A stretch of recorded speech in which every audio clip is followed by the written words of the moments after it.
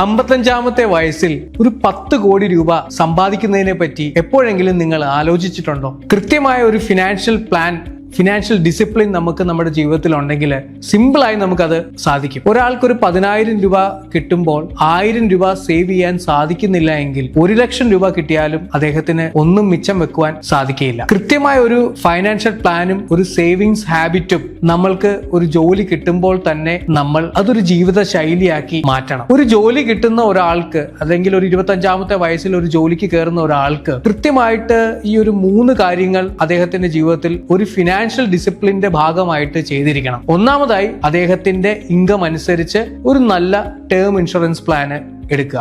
അതുപോലെ തന്നെ രണ്ടാമതായി ഒരു ഹെൽത്ത് ഇൻഷുറൻസ് പ്ലാന് എടുത്തിരിക്കണം. മൂന്നാമതായി ഒരു SIP കൃത്യമായിട്ട് എടുത്തിരിക്കണം. 25-ാമത്തെ വയസ്സിൽ ജോലിക്ക് കയറുന്ന ഒരാൾ ഏറ്റവും മിനിമം ഒരു 10,000 രൂപയുടെ SIP എങ്കിലും സിസ്റ്റമാറ്റിക് ഇൻവെസ്റ്റ്മെന്റ് പ്ലാൻ ഒരു നല്ല മ്യൂച്വൽ ഫണ്ടിൽ സ്റ്റാർട്ട് ചെയ്യാൻ സാധിച്ചാൽ അദ്ദേഹത്തിന് ഇയർലി ഒരു 13% റിട്ടേൺസ് ലഭിക്കുകയാണെങ്കിൽ എല്ലാ വർഷവും അദ്ദേഹത്തിന്റെ വരുമാനം കൂടുന്നതനുസരിച്ച് അദ്ദേഹം SIP എമൗണ്ട് 10% വെച്ച് കൂട്ടുകയാണെങ്കിൽ ഏകദേശം ഒരു 55-ാമത്തെ വയസ്സിൽ, അതായത് ഒരു 30 വർഷം കഴിയുമ്പോൾ അദ്ദേഹത്തിന് ഒരു 13 തൊട്ട് 15% റിട്ടേൺസ് മ്യൂച്വൽ ഫണ്ട് തരികയാണെങ്കിൽ വളരെ നിഷ്പ്രയാസം ഒരു 10 കോടി രൂപ അദ്ദേഹത്തിന് ഒരു റിട്ടയർമെന്റ് സമയത്ത് ഒരു സമ്പാദ്യമായി ഉണ്ടാക്കാനായിട്ട് സാധിക്കും.